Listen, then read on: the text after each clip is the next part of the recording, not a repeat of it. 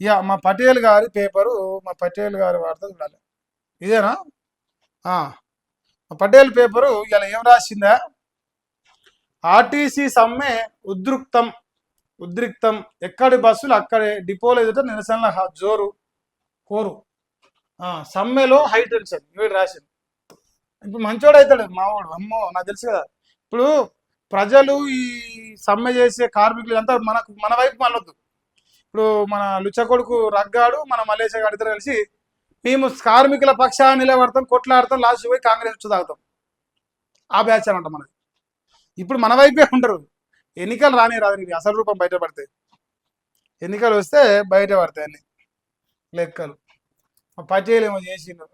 రాష్ట్ర రాజకీయాల్లో సంచలనం అట. రైట్ టు ఎడ్యుకేషన్ అమలుకై టీఆర్పీ ఎంబీటీ పార్టీలు పోరాటం చేశాట. ఏప్రిల్ 26న ఇందిరా పార్క్ వద్ద ధర్నా చేశాట. విద్య ఆరోగ్యమే ప్రధాన ఎజెండా అంట. బీసీ ముస్లింల హక్కుల సాధనే లక్ష్యం అట. టీఆర్పీ అధినేత ఎమ్మెల్సీ సోమాజిగూడ ప్రెస్ క్లబ్లో అధికారిక షబాజ్. మల్లేశ గారు చాలా సంతోషం, మీరు చాలా మంచి మనుషులే, మాకు నచ్చింది మీరు చెప్పేది. నేనేమడుగుతున్నా అంటే, రైట్ టు ఎడ్యుకేషన్ అంటున్నావు కదా, ఈ ముస్లింలకు ఏదో న్యాయం చేస్తా బీసీ అంటున్నావు కదా, ఈ బీసీలలో ముస్లింలే అత్యధికం. ముస్లింలకు రాజ్యాధికారం తెస్తానికి పోరాటం చేయి. చింతపండు నవీన్ పటేల్ పాషా చింతపండు పాషా గారు ఇక మరి వాళ్ళ కోసం చేయాలి ఇప్పుడు నువ్వు పోరాటం, అంతేనా?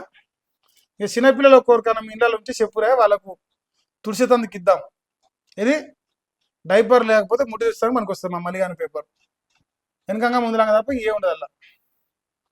సిరా చుక్క, బరిగీసి కొట్లాడు, హక్కుల కోసం కొట్టాడు, కార్మిక ఆత్మహత్యలు వద్దు సోదర, నిన్ను నమ్మిన ఆలిపిల్లలు, నిన్ను పెంచిన అమ్మానాన్నలు ఆగమైతారు, ఆలోచించు. మరణం ఎప్పుడు పోరు కాదు, సాగుతోనే సమస్య పోదు, బరిగీసి పోరాడితే బతుకు మారుట ఎంతసేపు, ఊపిరి ఆపుకొని మోసపోకు, ఉద్యమంలో సమిద కాకు, అమరవీరుడు అయితవేమో అందరికీ దూరమే కదా, జీవితమే ఓ పోరాటం, అందుకే జీవించి పోరాడు, బరిగీసి కొట్టాడని చెప్పేసి బోనాల రమేష్, వరంగల్ శబాష్. ఆర్టీసీ కార్మికుల సమ్మె, నర్సంపేట డ్రైవర్ ఆయన ఆత్మహత్య చేసుకున్నాడు కదా, ఆ విషయంలో ఈ వార్త రాసి. నిజంగా తెలంగాణ రాష్ట్ర ప్రజలుగా యావత్ రాష్ట్ర ప్రజలందరూ మీ వెంటే ఉన్నారు. సరే, మీ వల్ల ఇలా మీరు చేసే సమ్మె వల్ల మీ ఇబ్బందులు పడుతున్నా మీ యొక్క న్యాయమైన డిమాండ్లకు మేము ఖచ్చితంగా మద్దతు ఇస్తున్నాం. కానీ ఈ పోరాటం చేసే తరుణంలో ప్రాణాలు కోల్పోయి మీ కుటుంబాలకు దూరం కావద్దు. తర్వాత ఎవ్వడొచ్చి మీ పిల్లల్ని, మీ కుటుంబాన్ని ఆదుకోరు. సో దయచేసి ఆలోచన చేసి బతికి పోరాడరు, బతికుండి సాధించరు మీరు ఏమైనా చేయాలనుకుంటే. ఇది ఒకటి రిక్వెస్ట్ చేస్తున్నాం. సో మీ కుటుంబాల్లో వాళ్ళ ఆవేదన అర్థం చేసుకునే ప్రయత్నం చేయండి.